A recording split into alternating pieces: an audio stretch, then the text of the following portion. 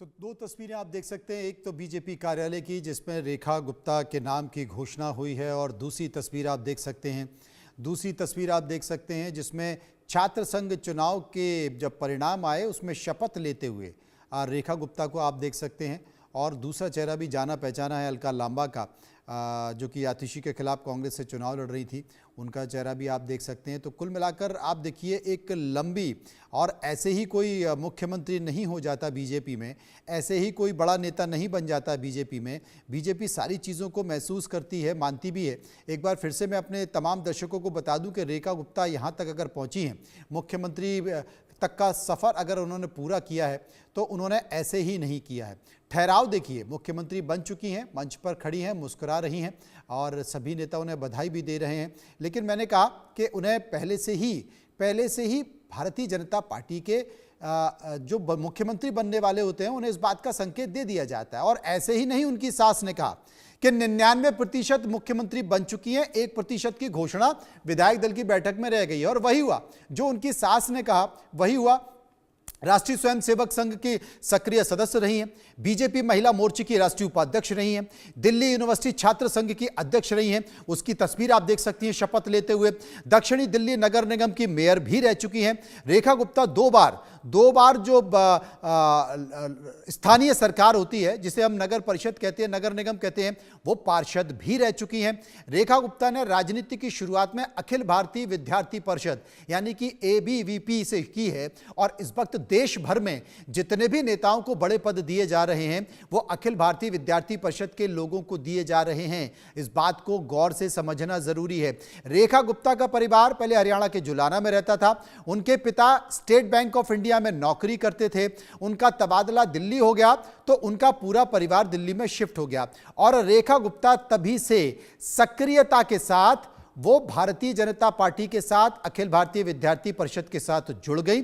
छात्र राजनीति से उन्होंने शुरुआत की, और छात्र राजनीति से शुरुआत करते हुए फिर वो नगर निगम के चुनाव यानी कि पार्षद लड़ी। पार्षद के चुनाव के बाद वो फिर विधायक का चुनाव लड़ी, और इस बीच उन्होंने संगठन में भी काम किया। महिला मोर्चे की महामंत्री भी रह चुकी हैं। वैश्य समुदाय से आती हैं। देश भर में भारतीय जनता पार्टी में करीब कई जगह सरकारें बीजेपी की हैं, लेकिन किसी भी जगह महिला मुख्यमंत्री नहीं है। इसलिए 8 तारीख को इसी स्टूडियो से हमने आलोक मेहता जी के साथ चर्चा करते हुए इस बात की घोषणा की थी कि दिल्ली में इस बार भारतीय जनता पार्टी किसी महिला को मुख्यमंत्री बनाएगी, और वो सच हो गया कि बीजेपी ने महिला को मुख्यमंत्री बनाया है। रेखा गुप्ता को मुख्यमंत्री बना दिया है। शपथ कल होगी, लेकिन विधायक दल का नेता बना दिया गया है। और रेखा गुप्ता सरकार बनाने का दावा पेश करने के लिए LG के पास, उपराज्यपाल के पास चली गई।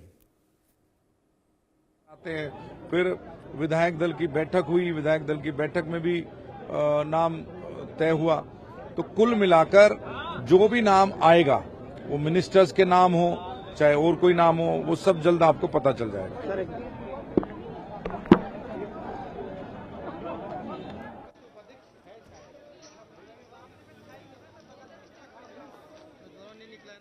हुएगा, और दिल्ली की जनता जो हमसे अपेक्षा करती है, हम उन सभी अपेक्षाओं को पूरा करेंगे।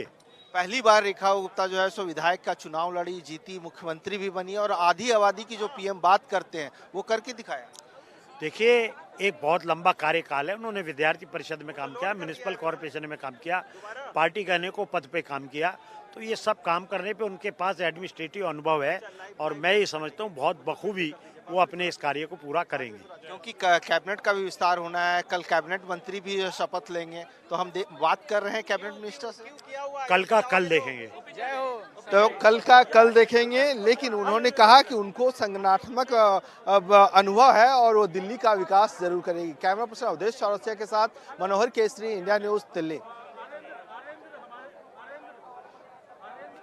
प्रकाश शर्मा से बातचीत कर रहे थे। ये भी विश्वासनगर से विधायक का चुनाव जीत कर आए हैं। उम्मीद इन्हें थी कि या तो बृजेंद्र गुप्ता या फिर ओम प्रकाश शर्मा विधानसभा अध्यक्ष बन सकते हैं, लेकिन बृजेंद्र गुप्ता को पार्टी ने विधानसभा अध्यक्ष के तौर पर चयन किया है।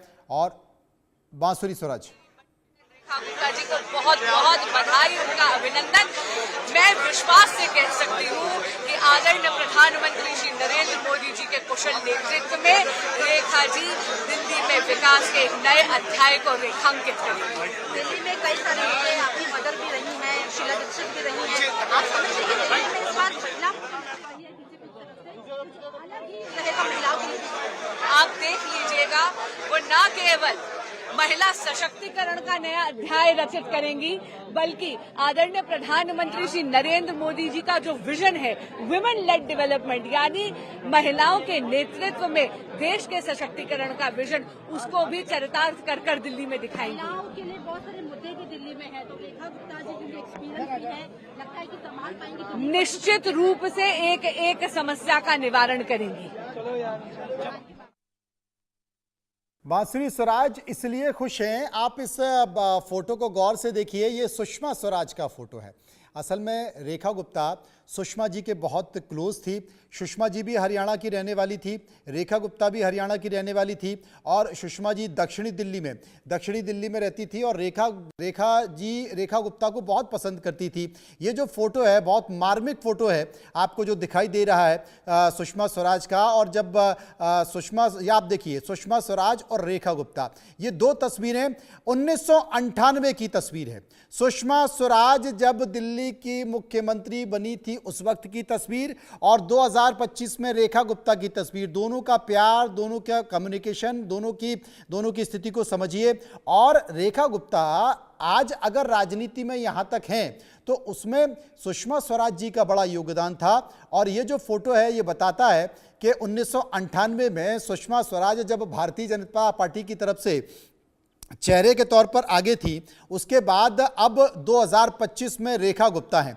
तो ये तस्वीर बताती है कि दिल्ली में जो महिला मुख्यमंत्री हैं, उन महिला मुख्यमंत्री के तौर पर आप देखिए, ये जो चेहरा है जो कि स्पष्ट बता रहा है, ये तस्वीर 1998 सुषमा स्वराज और 2025 रेखा गुप्ता। दिल्ली ने फिर से एक बार महिला के तौर पर पहचान दी है, और रेखा गुप्ता ने कहा है कि दायित्व निभाऊंगी, पूरी निष्ठा और ईमानदारी के साथ कामकाज करूंगी।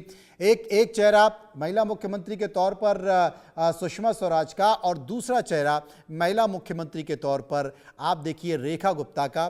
दोनों का बहुत मार्मिक और बड़ा अच्छा, और इसलिए बांसुरी स्वराज जो अभी जिक्र भी कर रही थी, वो इसलिए भी खुश नजर आ रही थी क्योंकि रेखा गुप्ता और सुषमा स्वराज दोनों का बहुत अच्छा संबंध था, और राजनीति में रेखा गुप्ता को आगे बढ़ाने में सुषमा स्वराज जी का बड़ा योगदान रहा है।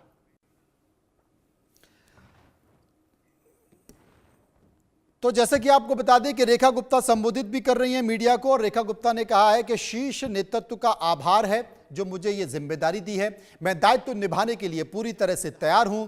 पूरी निष्ठा, ईमानदारी के साथ मैं दिल्ली की जनता के लिए काम करूंगी, और दिल्ली के विकास के लिए मैं हमेशा तैयार रहूंगी।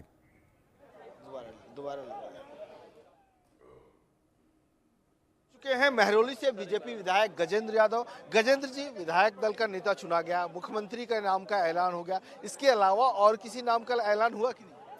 बहुत शुभकामनाएं आदरणीय रेखा गुप्ता जी को। बहुत डायनेमिक, बहुत परिपक्व लीडर हैं। छात्र राजनीति से निकलकर अपने संघर्ष करके यहाँ तक पहुँची हैं। न केवल रेखा गुप्ता जी, बल्कि ये जो सम्मान है, ये दिल्ली की आधी आबादी को सम्मान दिया है आदरणीय नरेंद्र मोदी जी ने, पार्लियामेंट्री बोर्ड ने, हमारे प्रदेश के अध्यक्ष और संगठन महामंत्री जी ने। बहुत शुभकामनाएं रेखा जी को। और पार्टी, हमारी जो पार्टी है वो पन्ना प्रमुख से लेकर राष्ट्रीय अध्यक्ष तक की पार्टी है।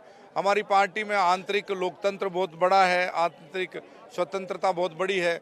बहुत मंथन करके सारी चीज़ें तय होती हैं।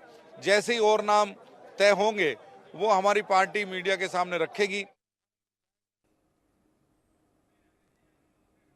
तो रेखा गुप्ता को विधायक दल का नेता चुन लिया गया है। रेखा गुप्ता सरकार बनाने का दावा पेश करने के लिए जा चुकी हैं, और कल रेखा गुप्ता दिल्ली में मुख्यमंत्री के तौर पर शपथ भी लेंगी, और दिल्ली की वो चौथी महिला मुख्यमंत्री होंगी। फिलहाल खबरों के सफर में इतना ही।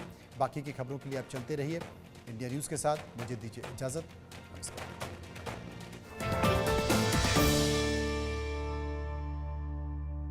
एसोसिएट स्पॉन्सर बनाए हर